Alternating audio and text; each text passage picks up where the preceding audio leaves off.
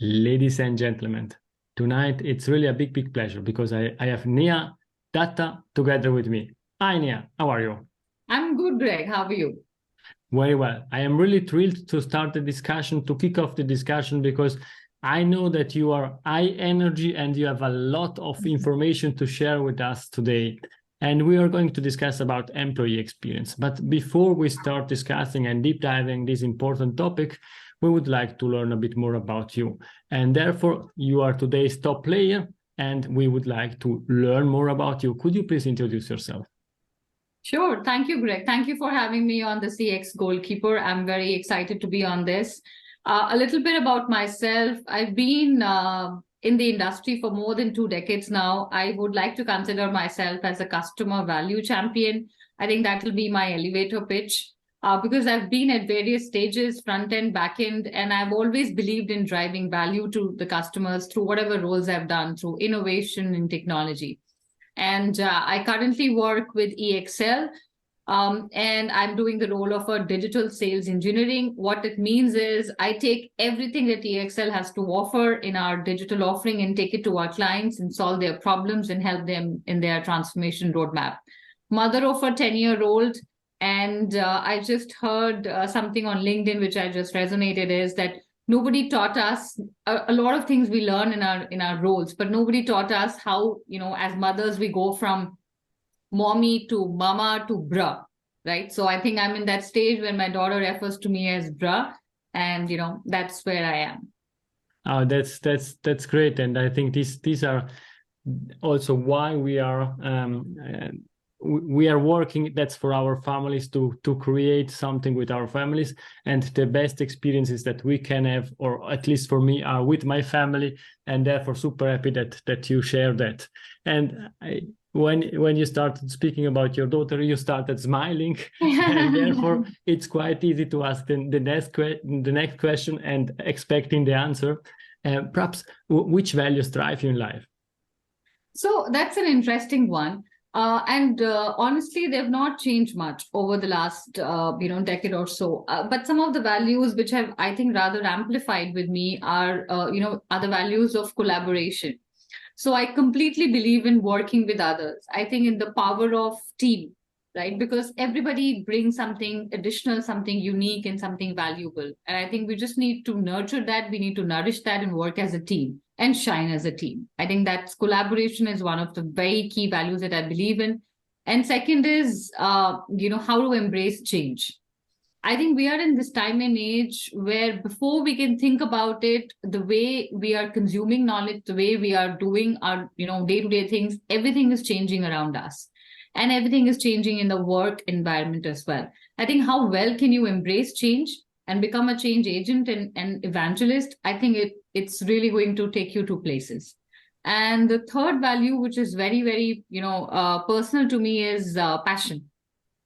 I believe in driving passion, and I believe in whatever that I am I am entrusted to do.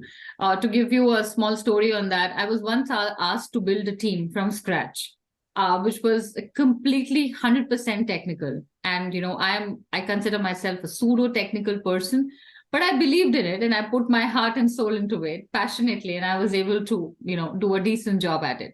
So passion, collaboration, and embracing change are the three values that come to my mind. Thank you very much, Neha. And I think these are also very important in the employee experience. And now let's really start the game after we know a bit more about you. We're discussing about the importance of employee experience in customer experience, or let's say also in businesses. And there is always this discussion: employees, customers, shareholders, who is first? And let's start from there. Where we should focus first? I would say there's there's no right or no or a wrong answer to it, right? I think it's an analogy, and it's about the pace or the condition of the organization, the structure that you are in, the industry that you are in, and the value that you want to bring in. In my opinion, today, day and age, a customer is very, very enlightened. He's full of choices, right? And everything that we do today is driven by what they need. So I will put the customer in the first category. I will put employees in the second category, because a happy employee can deliver to a happy customer. And I will put in my shareholder into the last category, not in terms of priority, but if I put my first and second, if they are doing what they are supposed to do 100%, I don't think I need to worry about my shareholder. A happy employee will lead to a happy customer and will lead to happy EPS, and my shareholder will be very happy. So that's how I will take it. And this was a really smart question, because you skipped them, avoided saying the priorities, priority customer, employees, and shareholders. But what you are saying, it's exactly what makes sense, because you need to have happy employees or engaged employees to create happy customer. And if the customers are happy, are coming back, are buying more, they are referring, and therefore then you have also happy shareholders. And therefore it totally makes sense. Today, focusing on the employees, from your point of view, from your experience, and you shared already that you created also a team from scratch. What are the key components of employee experience? So I would say that, from my vast experience in employee experience, and I've also handled for a brief stint of time talent as well, where I was hiring people as well. I would think that I would say maybe we used it once, is that, they are the 3 E's of employee experience, right? How can we empower them? And we can empower them through a variety of things, right? We can empower them with tools, aids, processes, but largely technology, right? We believe technology is only to empower customers, right? But that's not really the case. First, the technology has to empower your employees. He needs to feel the ease to be able to manage all the work that he's doing, right? And then he will be able to transfer the same ease to the customers. So they need to feel so I think in CX, when we work with clients, we really put a lot of importance of how are your employees adopting to this technology more than your customers. So I would say empower them through technology. Second, I would say is how are you engaging them? The second E. And I think it's a very, very important nugget. And there are various ways in which you can look at it, right? You can look at engagement in the first 6 months, because it will be very different for employees between 6 months to 2 years, because they are like almost settled and they are on their stream. And then completely tenured employees, more than 3 years, right? So an engaged employee, I think, is a walking marketing material, right? If you have an engaged employee, you cannot imagine how much he can talk good about you in terms of, like you said, referrals. So you don't need to really spend on marketing if you have an engaged employee, right? I think looking at a study that I read, before an employee decides to attrite and leave the company, I think 45 days before that, he begins to disengage. So I think they give clear signals, and this can help us in a lot of ways, even if you want to move towards EX or we want to, really spend time on attrition. On both ends, I think employee engagement is very important. Third is, how are we enabling them? Have we given them an environment in which they can nourish, in which they can be transparent about how they feel, in which they can talk about, in which they know that how's my company doing? Do I know the stocks? Do I know where's my company, going in AI? Where's my company investing? So I think they need to be enabled, they need to be engaged, and they need to be empowered. And I think if you do all of these 3, even if 50%, I think you'll be in a good trust with most of your employees. And I would say an employee for life, even if there is a lot of change. What you are saying, or there are really important key components. And you said empowering, engaging, and enabling employees. Let's start and double click on the first one, empowering. And you shared this example of technology. And I think that's something that also we discussed in earlier episodes. Sometimes you offer to the customer the best possible interface, one app with all the interfaces, and then you think about your contact center agents that they have 7 different systems that they need to run through them and try to find out the solution. And I think, or what I would like also to learn from you is sometimes perhaps we could test some technology also first with employees and then going out to the customer. What's your view on that? So I think that's terrific, and that's a very important part of change management. So we are seeing when we are employing, or when we are deploying technology to a lot of our clients, and typically also we see that change management is very, very important. You need to first simplify the life or the ease of your employees, right? You have to keep that as as a very important metric, right? Not only able to think that, okay, my customer should be able to reach us in 7 different channels, right? Through the app and everything. You can absolutely give them an omni-channel experience. But what about the calls which hit the agent? Like you said, if they have to navigate through 7 screens, right? The quality is telling him, the quality department is telling him, think about the script. The churn department is telling him, absolutely make sure that the customers don't leave us, right?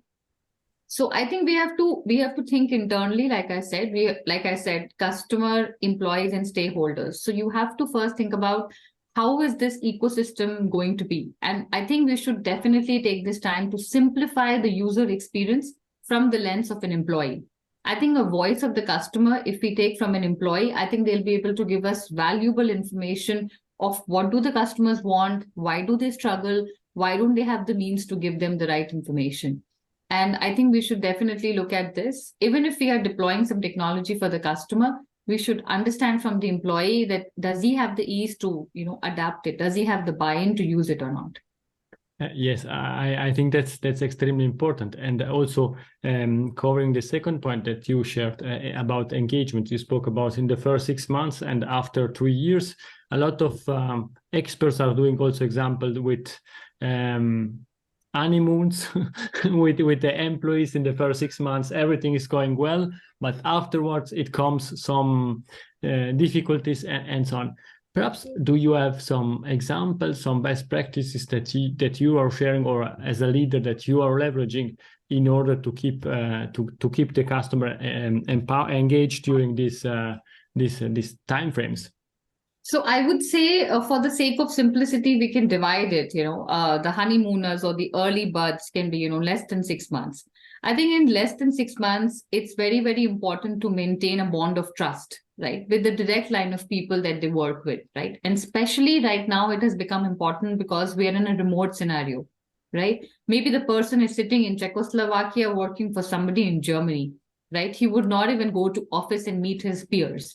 I think it's very important that we use technology and we develop a bond of trust. We develop some kind of synergy where employees feel that, they have an avenue to talk to people, right? I think it's very important. I think second, the clarity of role is very important because again, we are in a remote working scenario. We expect that people are available and they can do an A and they can do a B and they can do a C as well, depending on their bandwidth. So I think clarity of role is very, very important. Third, I think that as a team, whoever is in a team scenario, meeting up as a team, even virtually, right? I have heard of many things, many best practices, virtual vines and, virtual pizza days and, trivia days and all of that. I think people have, really, really explored innovation. And, I don't think we need to meet up as a team. You need to, really be in person. I think there are a lot of things that you can do remotely, right? So I think we need to develop that bond of trust and that transparency in the first 6 months so that the person starts to feel a part of that ecosystem. After the 6 months to 2 years, I think they are very, very, in this market, I think they are very, very interested to know what will happen to them, right? How does their roadmap look like? So I think we need to transcend the relationship between the direct line of supervisor and the employees to how does this role shape for them, right? On their performance and on their roadmap as well. I think that's really, really important. And I think more than 2 years of employees who are absolutely tenured, we've seen when we are deploying technology that they become sometimes the hardest to adopt technology, right? Because they're already set in their ways, right? They know I do this. Even if it will take them 5 minutes, they will be absolutely comfortable with it. And if you tell them that this can really reduce your time to 2 minutes, they will figure out 100 ways to not adopt it because they are set in their terms. I would say that we should make them champions and we should make them red hats and we should make them the pioneers of change, right? And say that, you guys have this knowledge and domain and SME and give them that elevated experience role that they should be doing. right? And again, the roadmap with a little bit of, added responsibility and maybe a change depending on how they've done. So I think you need to engage them. And I don't think having entertainment is the only way that you can engage them. I think they all need to feel a part of that organization. They all need to feel like a little stakeholder or or a stockholder. And they need to feel that I directly, contribute to the success of my organization. I think that's how they need to feel. And what you're saying, it totally makes sense, because there are a lot of studies sharing that the tenure of employees, how long they stay with the company, is directly impacting also the quality of the services that they are providing. They're directly impacting NPS, and therefore acquisition, retention, and share of wallet. Therefore, I think it's key.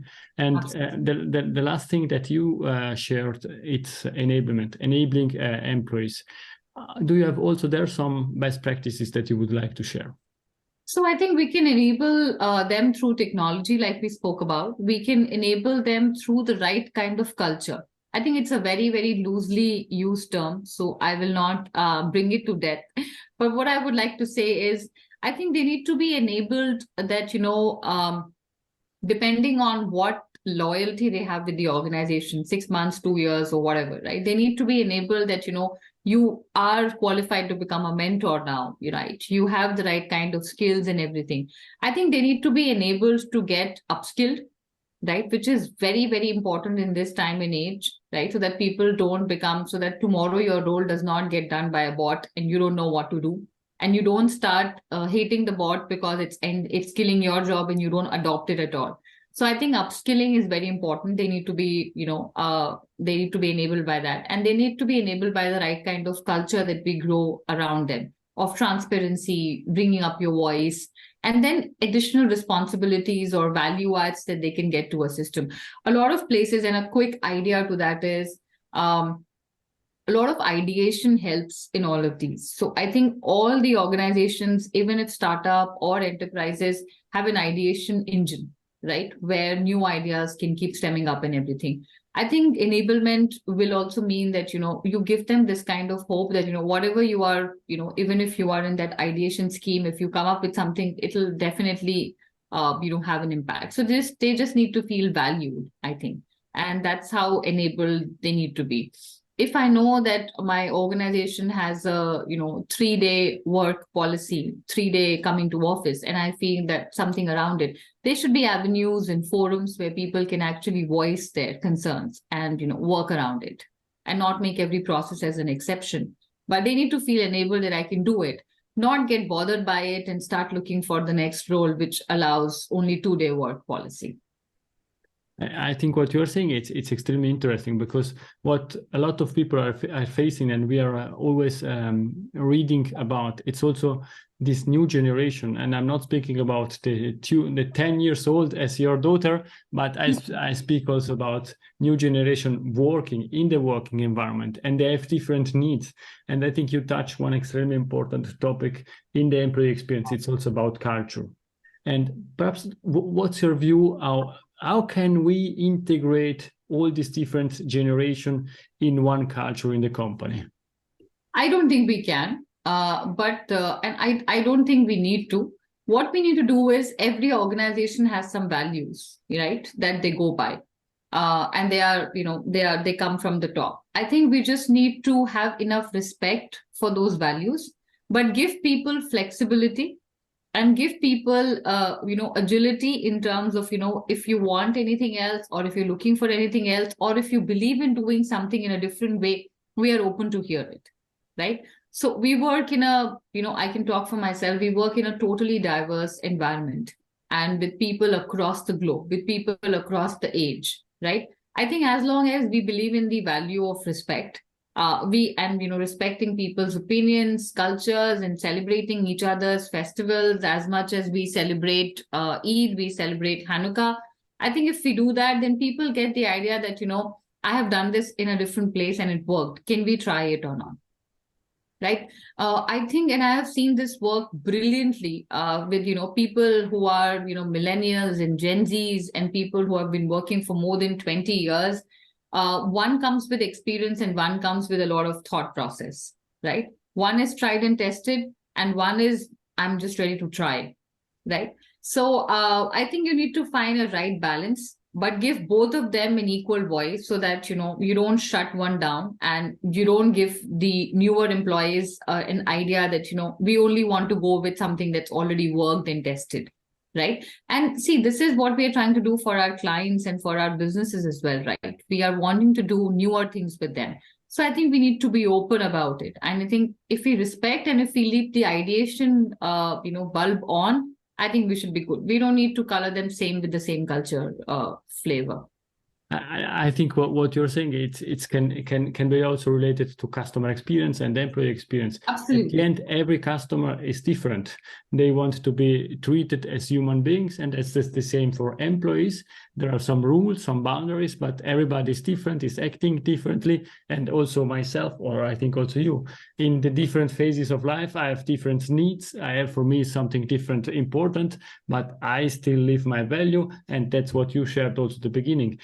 Throughout your career, your values stayed the same, perhaps changed a bit, but they were the same, and therefore it totally makes sense. Let's go back to the topic technology, because you really like that, and also following you on LinkedIn, seeing your post about artificial intelligence and technology. You already shared a lot of insights about the importance of technology in the employee experience. But really, let's speak about artificial intelligence. How can be used to empower, engage, and support employees? I think there are a lot of ways in which we can do that in terms of, how we hire employees, right? How we train employees, right? I think gamification is a terrific example. There are tons of paperwork and tons of trainings which people have to do when they, become a part of an organization. And I think when the customer, and now we are touching the point that, what are some of the key milestones when the employee is only 6 months old, right? In which he's like, check on an organization that, oh, I've made the right call. I think we need to make, every employee's experience very, very unique and, like a unicorn experience, right?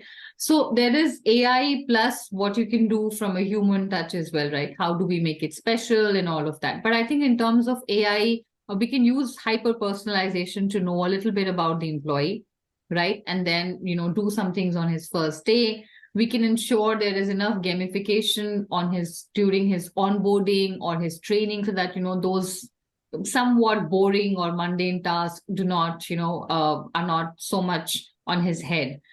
Second, I think because efficiency is very, very important in these days, right? And the amount of time we take to, right from the time the person gets selected to the time the person comes, there could be enough gap in that.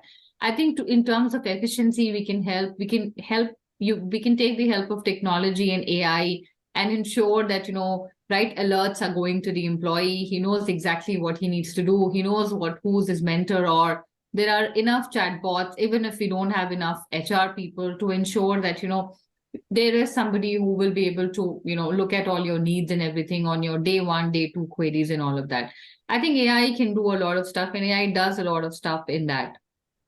And I think this is by these occurrences, you can make the employee also enough adaptable that when he goes to his seat in a contact center and takes the headset and starts taking a call, he wishes to give the customer the same kind of experience that he's had, right? If he's absolutely averse to technology, he will only understand that a customer feels the need to call and he calls a call center, right? He will not understand that a conversational IVR can also deflect calls. He will not understand that we should try that, this call should not come only. We should be able to give enough proactive outreach to the customers that, their queries answered.